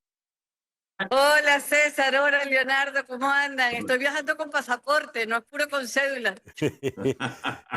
Valentina, en tu largo viajar por Venezuela, ¿qué has visto de José Gregorio Hernández? ¿Quién es José Gregorio Hernández para el venezolano? Mira, la devoción a José Gregorio está en toda Venezuela. Siempre hay alguien que tiene un milagro que le hizo, un favor que le pidió, un favor que le concedió. Está en todos los altares, está en todas las casas. Cada quien tiene su figurita, tiene su estampita. José Gregorio es una presencia absoluta. Y claro, José Gregorio es el famoso, el que todo el mundo conoce. Y tal como decía Leonardo, efectivamente averiguamos bastante de su vida. Y fue un gran bailarín. En una ocasión andaba por ahí por una fiesta y se andaba en mula yendo de un sitio para otro y se bajó de la mula y se quedó en la fiesta hasta que se hizo negro cacho y no le importó, se fue negro cacho. Un tipo divertido, alegre, ¿sabes? Carismático. Pero para los venezolanos, José Gregorio es absolutamente cercano. O sea, nadie trata a José Gregorio de usted. Él es José Gregorio y está en todas partes y le hace favores a todo el mundo y sobre todo en la salud. Yo me acuerdo que decíamos en una época, y creo que todavía podemos decir eso, que José Gregorio cura mucho más que el Seguro Social. Así es. Hay un detalle y es que siempre se le pone, para hacerle ver que es un médico, el estetoscopio. Pero recuerdo que Leonardo reveló algo maravilloso en su investigación para el guión, y es que él no usaba estetoscopio. Él le ponía la oreja al pecho a los pacientes. Cuéntanos eso, Leonardo. Sí, efectivamente. Bueno, que siempre, obviamente, se identifica la figura del médico con el estetoscopio clásico, ¿no? Pero efectivamente José Gregorio era tan particular que bueno, él prefería el contacto directo de su oído con el cuerpo del paciente, pues, ¿no? Era un personaje con una inmensa conmiseración, con piedad, con empatía. Y por eso además él prácticamente a los pobres no les cobraba absolutamente nada. Entonces habían largas filas de pobres que iban a su consultorio a atenderse con él y él todos los días destinaba un par de horas, más allá de sus labores que tenía, a atender a los pacientes. Y yo quisiera decir rápidamente que en mi caso, en algún momento, uno de mis hijos morochos, Santiago, tuvo un problema delicadísimo de salud. Había una sospecha que podía tener cáncer linfático y eso tenía la mamá, a Elsa y a mí, nos tenía aterrados. Y mi mamá le dio a Elsa una estampita a José Gregorio y le pidió que se encomendara la salud a José Gregorio.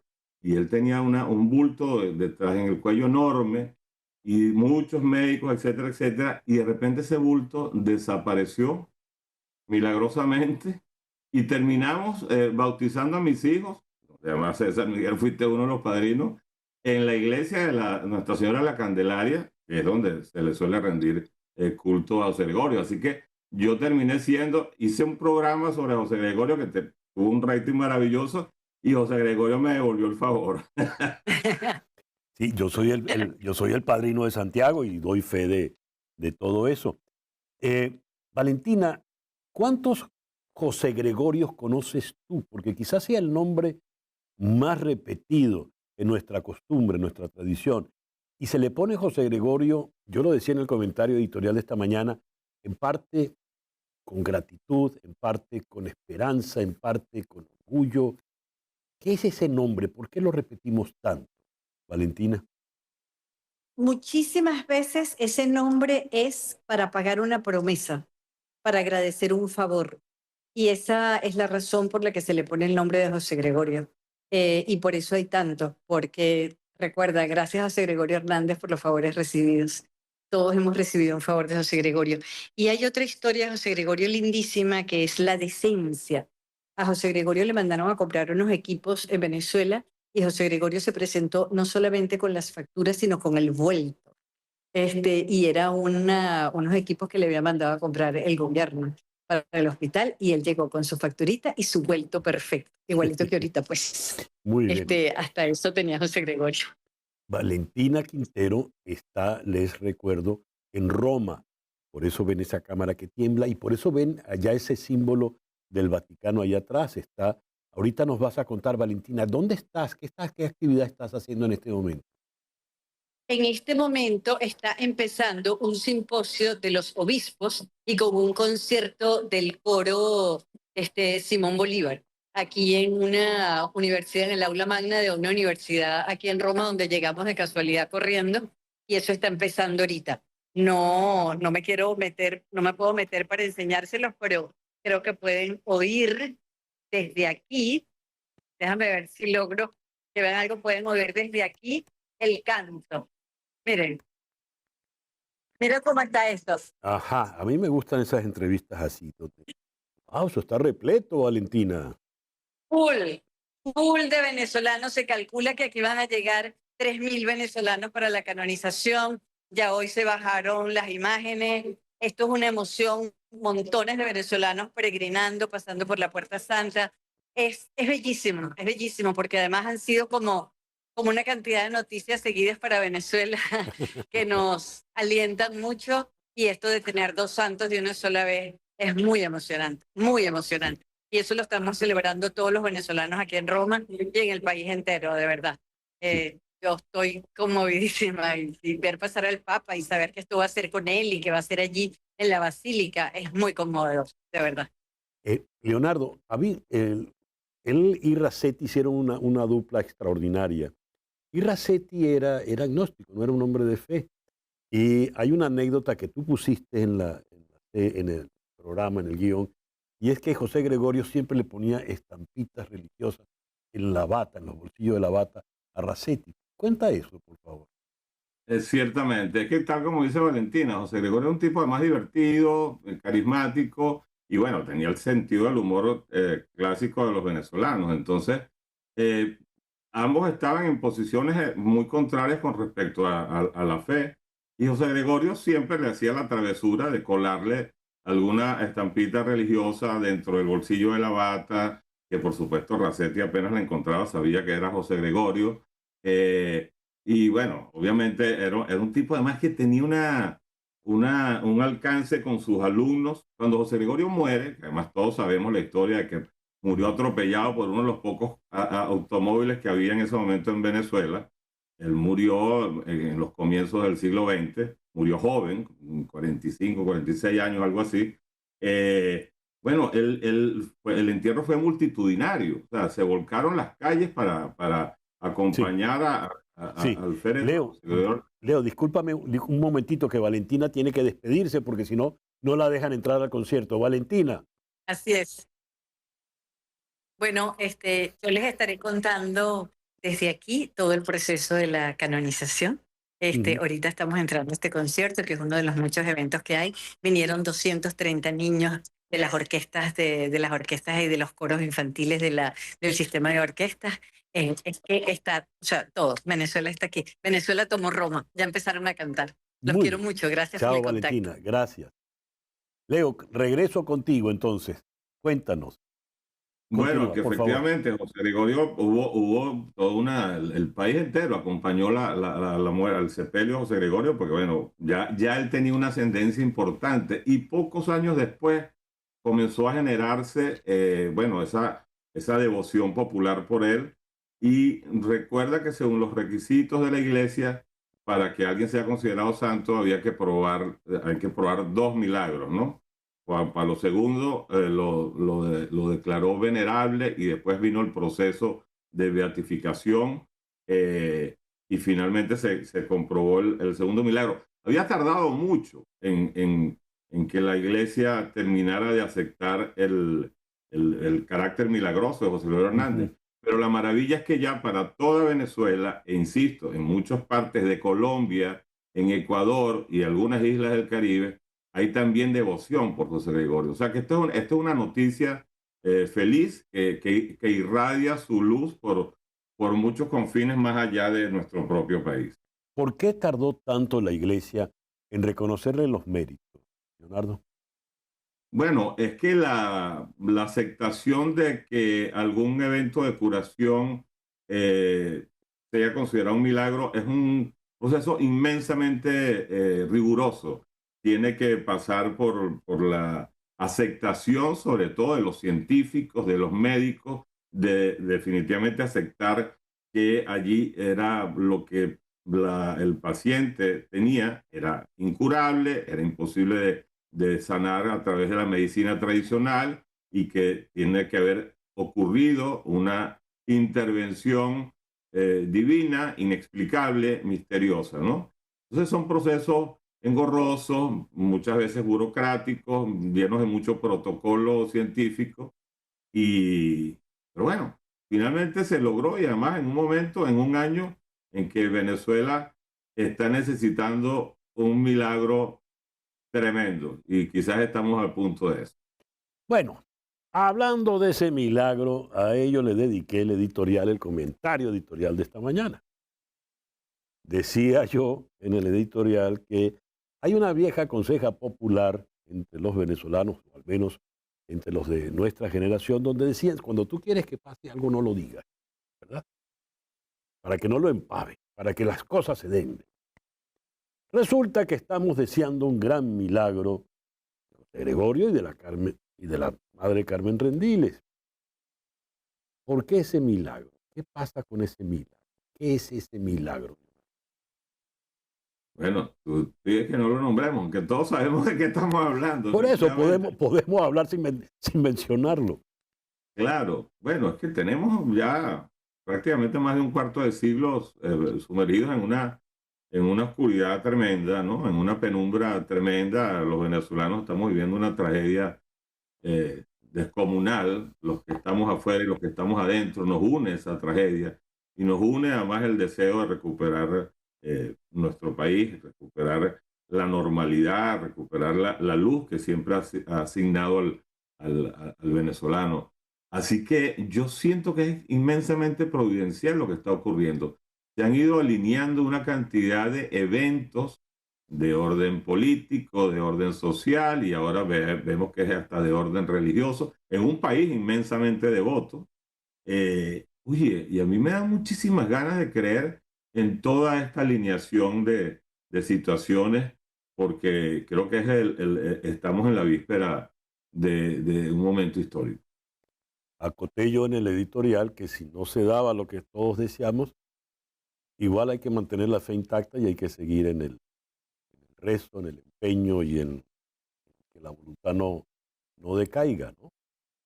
Por supuesto. Bueno, es que los milagros no tienen fechas precisas. Ocurren cuando tienen que ocurrir. Por cierto, escribe Ana Arellano y te pide, Leonardo, que ese milagro, el que ocurrió con mi ahijado Santiago, debes visualizarlo. Supongo yo que quiere decir que debes escribir, debes dramatizarlo, llevarlo a la pantalla.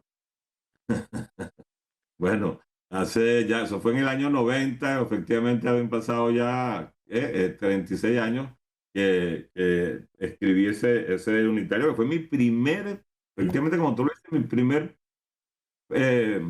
trabajo firmado por mí para la televisión venezolana, nada menos que sobre José Gregorio Hernández, y estamos hoy hablando de él. Es decir, tengo rato visualizando el poder de José Gregorio y creo que efectivamente ahorita es un gran momento para retomar esa visualización. Recuerdo clarito que fuimos a un no diría restaurante porque era como mucho, pero una suerte de esas taguaras que queda por allí cerca de Radio Caracas, y yo te puse el manuscrito y te dije, toma, fírmalo, porque los guiones se firman. Sí, exactamente. Un ritual que desde entonces hago gracias a esa conseja tan valiosa. Muy bien. Bueno, Leonardo, gracias por estos minutos en la mañana de hoy. A ti, querido amigo. José Gregorio Hernández, San José Gregorio Hernández.